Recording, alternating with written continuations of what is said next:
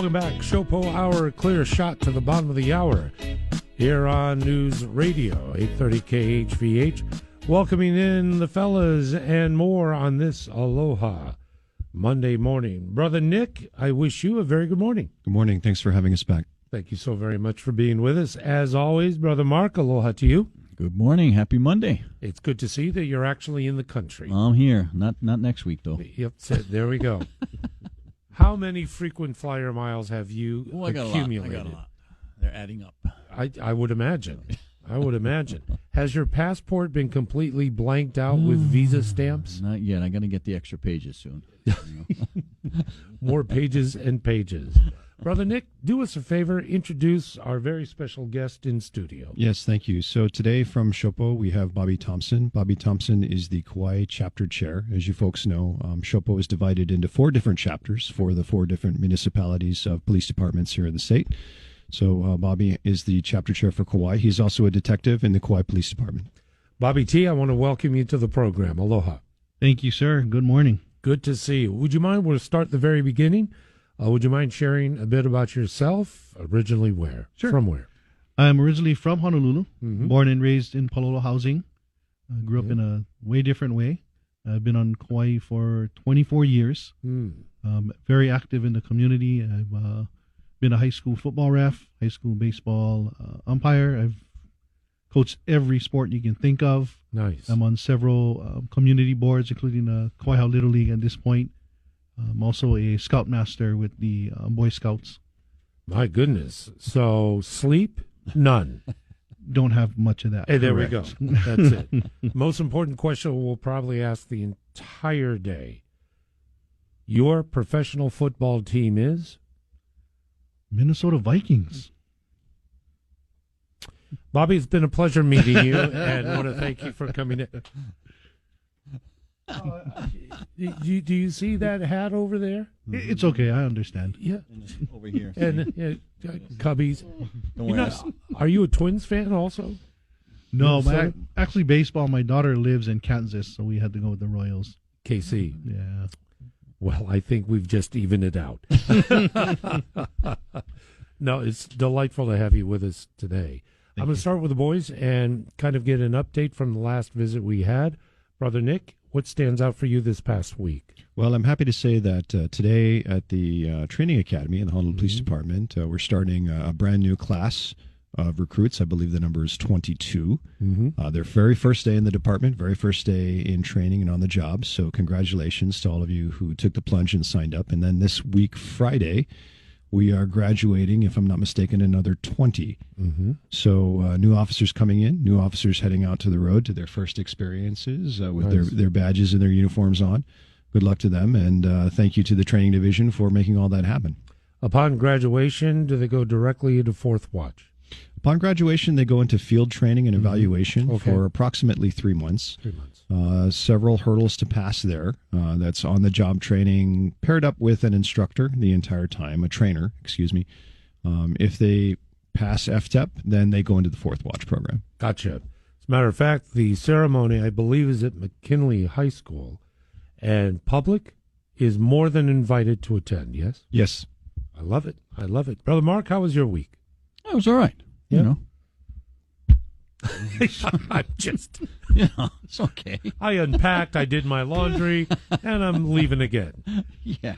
What stands out for you this All past right. week? So, just when you think you couldn't hear it all, the Denver mayor Yes. defunded $8 million from the police department over there for the migrant crisis. I don't call them migrants. They're illegals.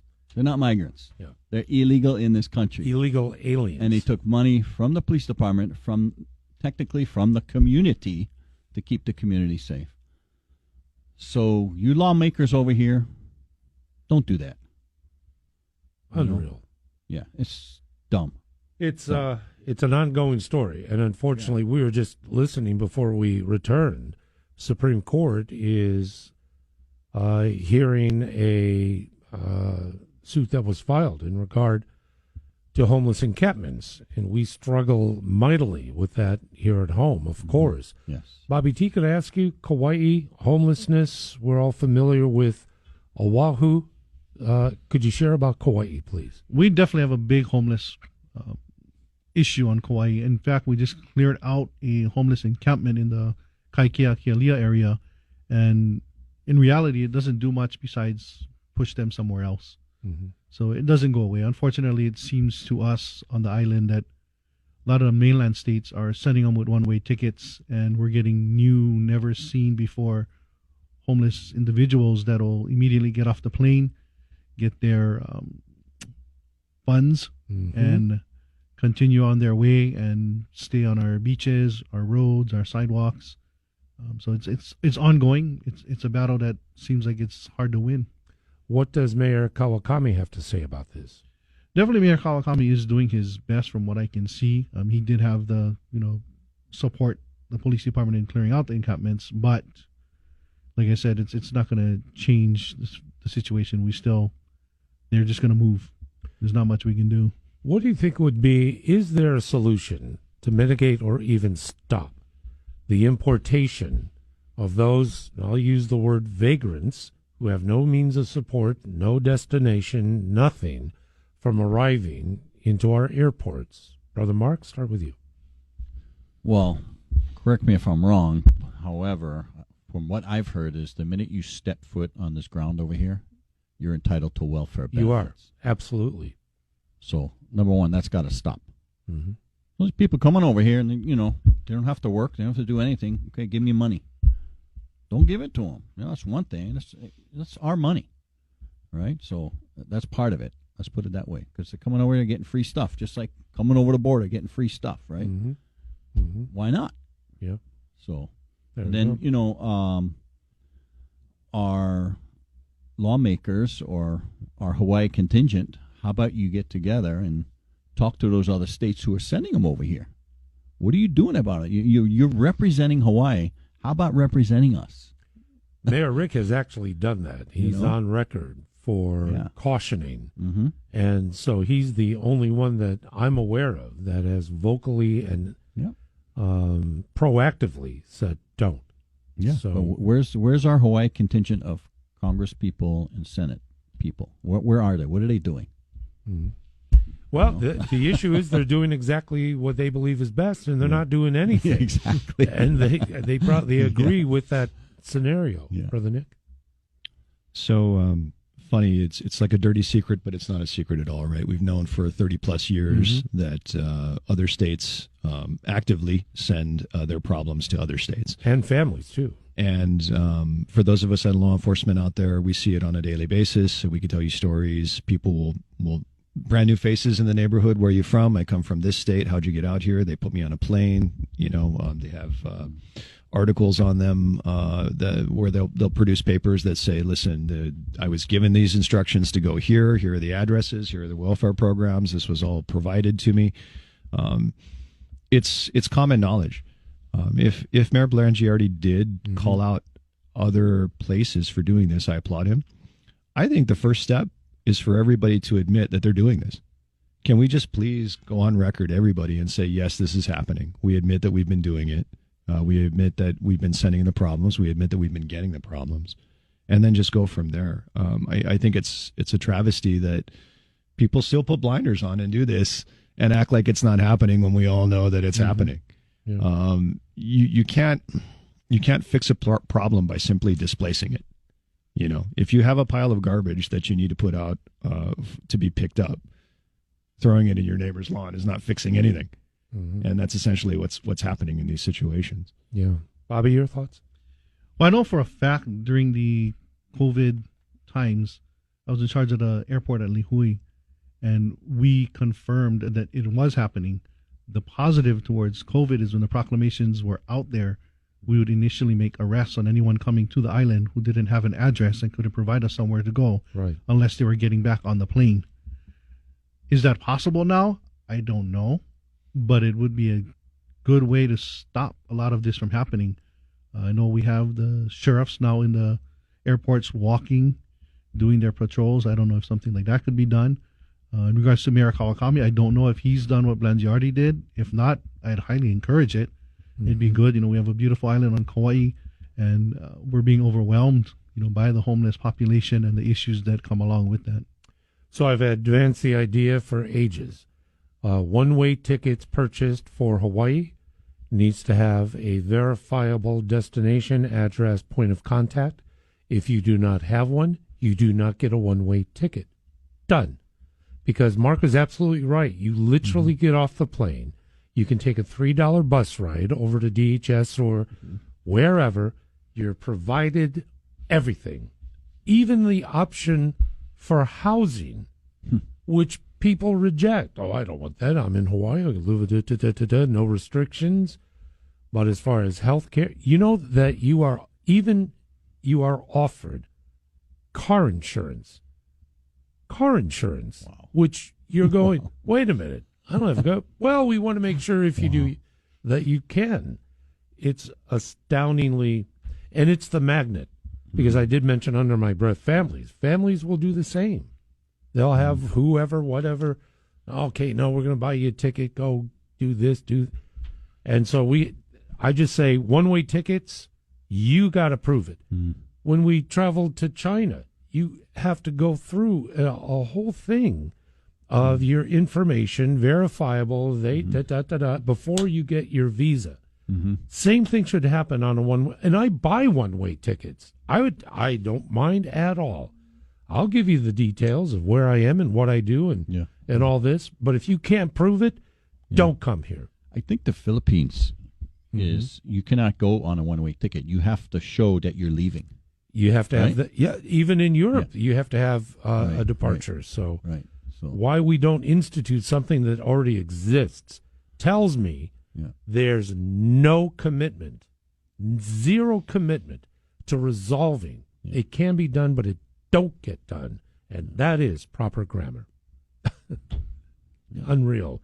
7:25 in the morning here on the SHOPO Hour, and you're dialed in with the fellas in studio, special guest Bobby T from the Valley Isle. I'm going to wait till the bottom of the hour to talk with Bobby about issues that have emerged on Kauai specifically, because I want a straight shot for the discussion that we're going to have. It will take that. In the meantime, though, let me go through a couple of things. The story out in Waianae with the barricade, the standoff resolved after, 20 hours, I believe it was, or so. The individual, a canine officer, was sent in and was stabbed. What's the disposition, one, if we know, of the canine officer? And from a legal standpoint, what's the differentiation between a canine dog officer serving and a regular pet or other animal? Is there a designation? Because the canine is actually a member of HPD. So to the best of my knowledge, there's no designation. I can tell you from certain experiences going to critical incident call-outs for the union that it is not uncommon for when a canine officer from SSD is sent into a situation like that, either the dog or the handler is attacked by the suspect. It does happen. It's happened before. In fact, I believe several years ago, a suspect was actually, unfortunately, had to be shot in that situation. And if I'm not mistaken, the dog actually took a hit on that one as well.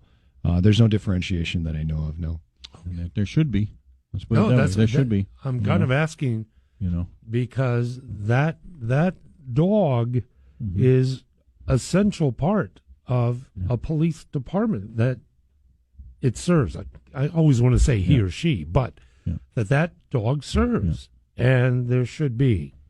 But, with that situation in Waianae, just so that people understand, it went from a simple eviction, right? The guy was just getting evicted. That's it. It went from eviction to attempted murder in a heartbeat. So that's what law enforcement is dealing with out there. I mean, fired an arrow at an officer, yes?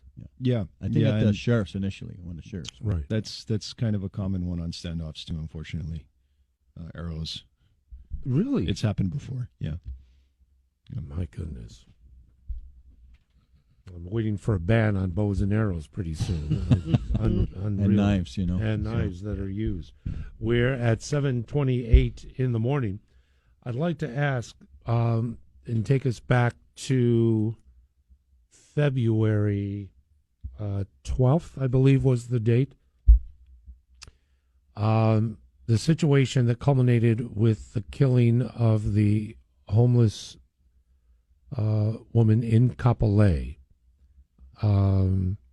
If I'm not mistaken, the officer was fired. I believe that's the date, February. Desk duty officer was fired. The department was stating personnel reasons, etc. But she is now pursuing reinstatement. I'm curious as to whether or not SHOPO is involved with this, and if so, how, and what the disposition, whatever you can share, is of her case. There's not a lot that we can share because it is active. I suppose I could tell you that anytime an officer is released from the Honolulu Police Department, they do have the opportunity to solicit the union for assistance in some type of resolution other than simple termination. With that said, just like anybody else who's released, we are attempting to assist this person. But due to the dynamics of it, it's a complicated situation. And again, it is active. It's very difficult for me to comment further on it. I understand. Is it a 20-day window when an officer has the opportunity to appeal with SHOPO?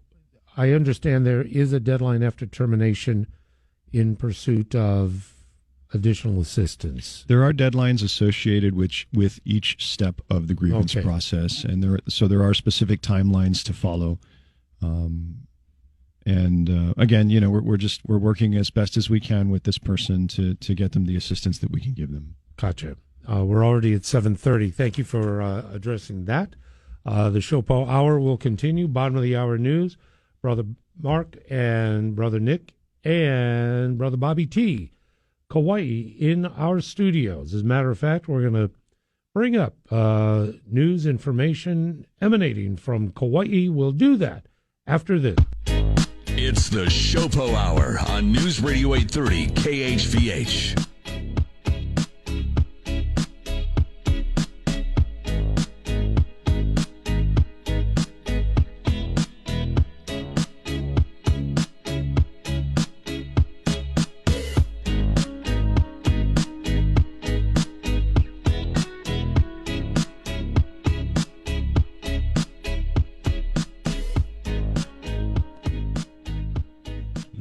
Welcome back. It is the SHOPO Hour, thoroughly enjoying our time together. Hope you are as well. By the way, you can download and share the podcast of this program.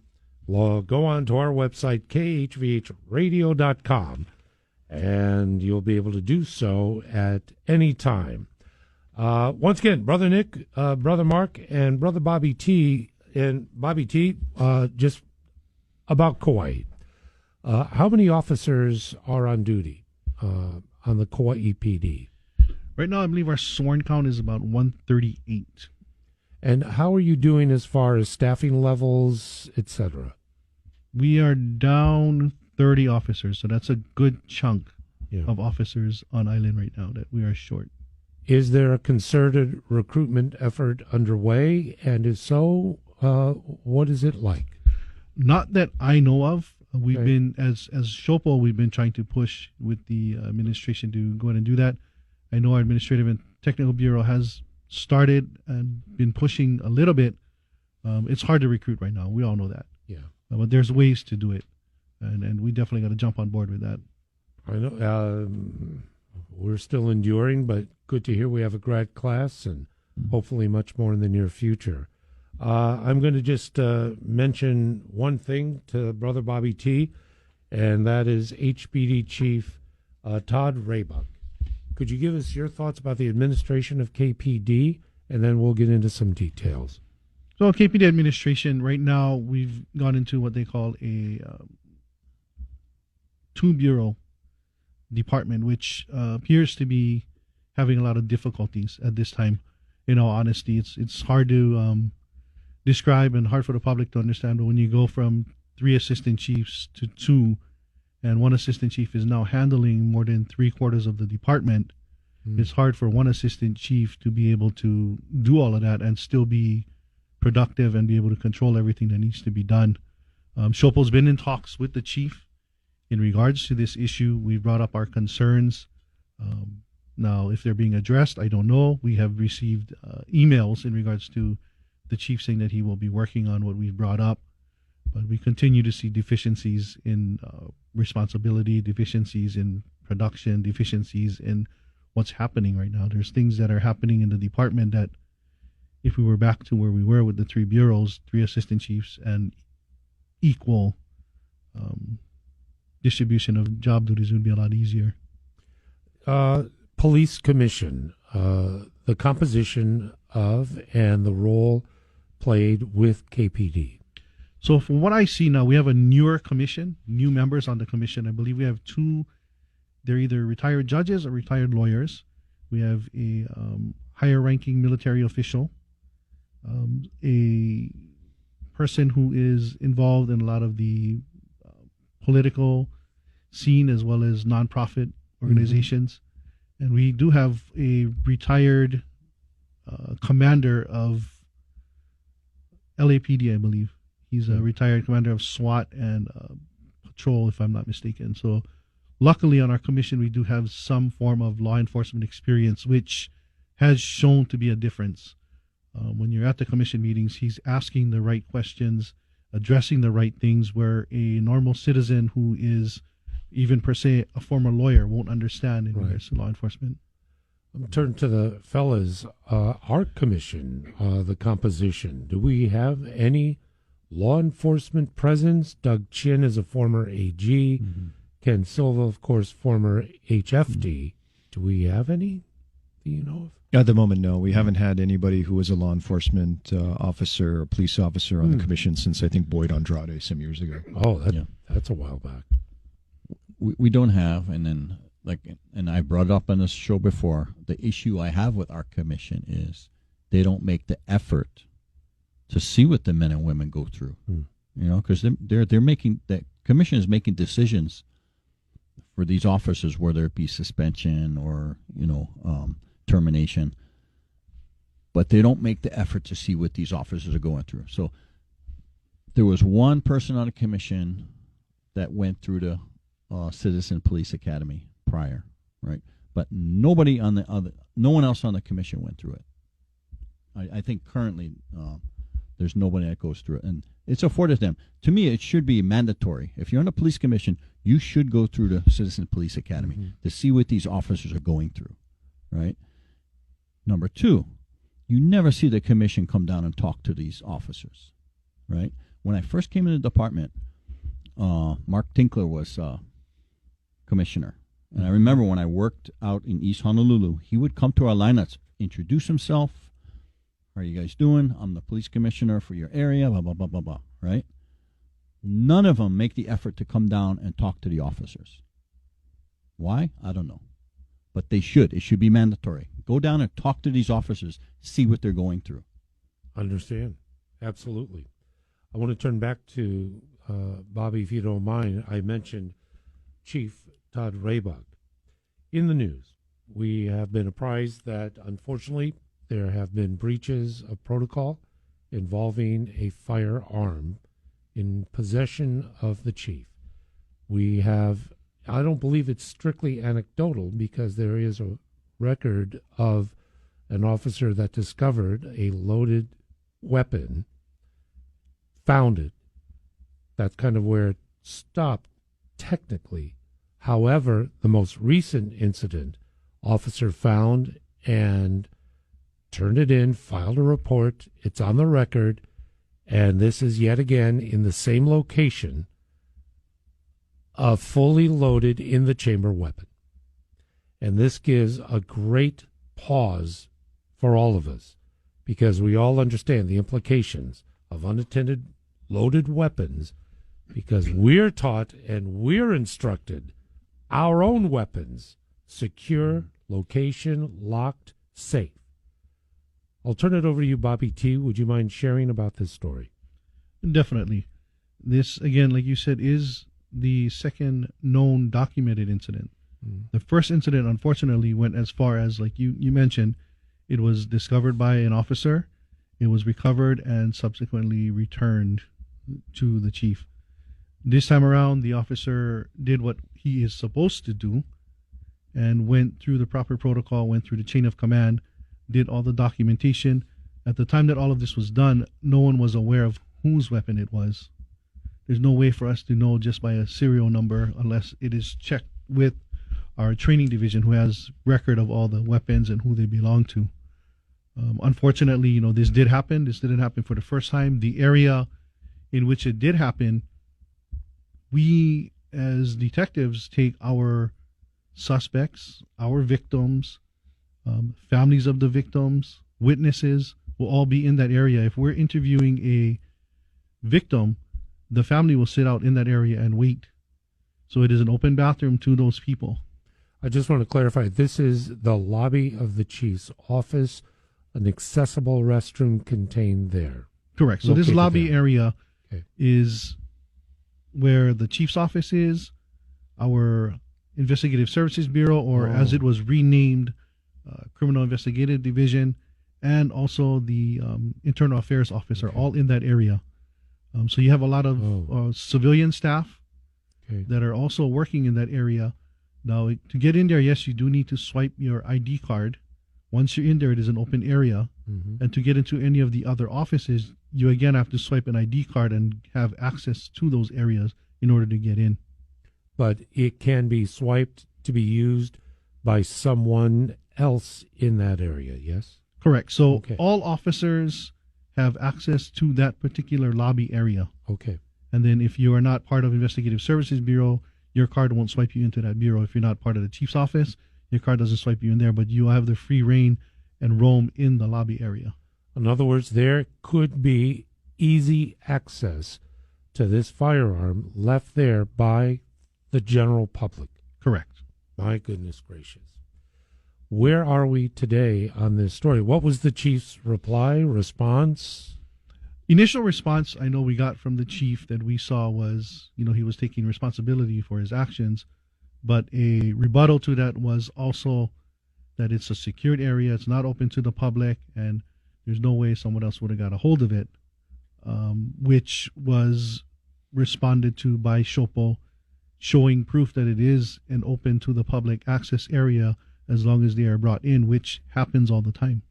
Was the complaint filed with the commission upon discovery? Where does the complaint go? This complaint went to the police commission. Okay. It was filed by our SHOPO business agent on behalf of SHOPO, or on behalf of himself, but with consult with SHOPO.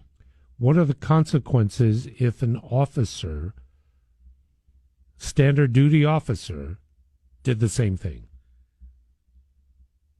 I believe if it was me personally or another officer, we would immediately be put on ROPA, that's for sure. Mm-hmm. And I know it could lead up to termination. It is also, you could look at law violations, not only policy violations. This is being left accessible to juveniles, which is a law violation. I understand that you have schools that will tour or youthful groups that will come in this area and use the restroom, for crying out loud. Correct. It is open to our station tours. Yeah. Goodness gracious. As of today, what is the status of this story? So right now, as of today, next week Friday is going to be police commission meeting. And what I understand, it is a hot topic on the commission's agenda. SHOPO has reserved a block of time where our business agent will be free to answer any questions that they have, also make a statement. He did provide to the commission, along with his complaint, a full investigation and detailed information in regards to all the steps to what had happened and the previous incident, and request that action be taken. I'm not to dredge up, but in context, that Chief has had a bit of controversy in the past. I understand about 3 years ago or so that he had used language that proved offensive to Asians, not only Kauai, but statewide for that matter.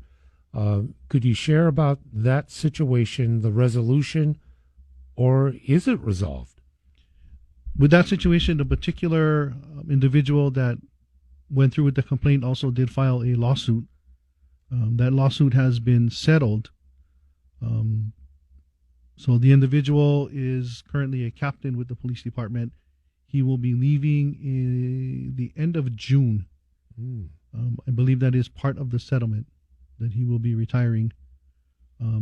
Good guy. We would hate to see him leave. Unfortunately, that's where it turned out to be. This is not the only lawsuit. The other one is under wraps, and I'm not able to talk about it, but there is another discrimination suit in regards to the Asian descent that was also settled. Share with us the morale of KPD. So like the chief always says, morale is how you interpret it. But for me, looking at it, I have 3 officers that left this month to other departments. We have a constant, officers have discussed going elsewhere, what else they can do, where else they can go. Not satisfied with leadership and the way it's being done. So we lose a lot of officers. To be honest, a lot of officers won't suggest to their family members or to their friends to apply. They're afraid what could happen when they get into the department. Me, myself, I'll be honest with you, I give 110% at my job no matter what the situation is. Am I happy all the time? No. I left a career of 15 years with Hawaiian Telcom, making much more money. I lost $7 an hour, $600 in benefits to become a police officer because I took pride and I wanted to make a difference. Growing up in Palolo housing, doing what I did, growing up where I did around drugs, drug dealing, gangs, I wanted to make a difference. And now when you're going to work and there's days when you don't want to go to work, and I did all of that, it's hard to swallow. But see, your day going to work is different from our day going to work. And there were 2 stories that I was apprised of. Chicago police officer, off duty, going home, shot, killed. In Idaho, I believe a deputy was making a traffic stop. The driver pulled a gun, shot, and killed. What you folks admire and respect so much is so far different from what regular citizens have to encounter. And so the leadership is essential to create the very best environment, because it's not just about maybe satisfaction and happiness. I believe it's connected to safety on the job. If you're not fully concentrating on the job at hand and all of the swirl of the potential dangers that lurk in your position, brother, that's no bueno. That's just not good. Finally, in anticipation of the Police Commission upcoming meeting, has there been any discussion about consequence for the chief? In regards to the commission, no. Okay. For us personally, with SHOPO, we've met with council members. We met with people in the public. We met with. We're getting kickback. A lot of times, the commissioners won't meet with us, even if it's a one-on-one. Their legal team advises them that they're not able to do that due to a sunshine law, which confuses me because my council members come under that same sunshine law and they'll meet with us 2 at a time. So, the positive is a lot of these recent meetings that there have been with the commission, the commissioner who's a former commander has really put the pressure on. And there's one commissioner that's left from the board that hired him, and that commissioner seems to be making a turn for the better and now questioning, wait a minute, there's really something going on. Yeah. When you got, to me personally, if you got 2 lawsuits, you got one that should have happened, which I can't speak about, and you've got all these other issues that have come up recently. The chief's going on 5 years. His evaluation is also this month. Let's look at the big picture. Yeah. First of all, thank you for being here. Second of all, thank you for sharing and letting us understand even more. Take a short break. We're going to come back and we'll get the commentary from Brother Mark, Brother Nick as well. Stand by. The SHOPO Hour will continue in a moment. It's the SHOPO Hour on News Radio 830 KHVH. Yet again, a very, very fast hour with just minutes remaining. I'd love to get the take of Brother Mark, Brother Nick, and what Brother Bobby has shared with us today. Mark, we have about half a minute. Yeah, so, you got a situation over there, but, like he was saying, the men and women of the department, they need the support of their supervisors, and they need the support of the command staff. It means a hell of a lot to get the support from them. So without that, it's, you're not going to have good morale, So I feel for you guys over there, but just hang in there. It'll get better, So, yeah. Brother Nick? I think there are quite a few common sense themes in this situation that everybody can see. Obviously, if a rank and file officer lost control of their weapon under any situation, they would be held accountable to the nth degree. That qualifies for any person who's a sworn officer, regardless of their rank in any police department anywhere in this country. With that said, I would encourage anybody in Kauai who is responsible for the chief of police to act appropriately. You hit it a few moments ago perfectly. You cannot be a commander without having the respect of the people who work for you. Those people are not going to respect you if they know that there is going to be a disparity of treatment when it comes to them versus you. If you are not willing to admit that you did something wrong and ask for exactly the same type of discipline that anybody else, anywhere, regardless of rank, authority, or title in your department would get, then you are not an effective commander, and you are not somebody that anyone is going to respect as a commander. I think the Honolulu chapter supports Kauai in this situation, and I would respectfully request that, again, anybody who has control of this and has the ability to make a decision, please make the right one. And to the Chief of Police of Kauai, please admit that you did wrong and take your lickings like anybody else would. I don't know how to put it any other way. Understand. Thank you, brother. Brother Bobby, I'm going to turn it back over to you. Just a few moments to share some final thoughts. Bless you. Thank you guys all for being here and supporting. For me, I support our officers 100%, 110%, and our officers do the same. No matter what the situation is on Kauai, I can assure you, and I will assure you again, all our officers do their best with what we have, and we will lead ourselves if we need to, but we will make sure that our people, our public, and our visitors alike are all safe, and they get the equal treatment that they deserve, no matter what the situation is for us. We do have good leaders, don't get me wrong. There's a lot of good leaders in our department, but we do have this one issue that we're trying to resolve. We've never once said that we're trying to get rid of our chief, that we're trying to fight with our chief. We want to work with the chief. We want to make things better. Looking for another chief is a pain in itself, but it is a two-way street, like I've said. Both sides need to come to the table. Both sides need to work, and it's not always going to be a good handshake, but it needs to be a handshake at the end. Right. I would imagine, Brother Nick, logging on to shopo.org would be a great way to stay connected. Yes, and I believe you can visit us on Twitter and Facebook as well. All right. Gentlemen, thank you so very much. Brother Mark. Okay, have a good week. Good to see you for 10 minutes. Yeah. Brother Nick, as always, thank you so much. Thank you. Brother Bobby, thank you. My pleasure visiting home. Amen, brother.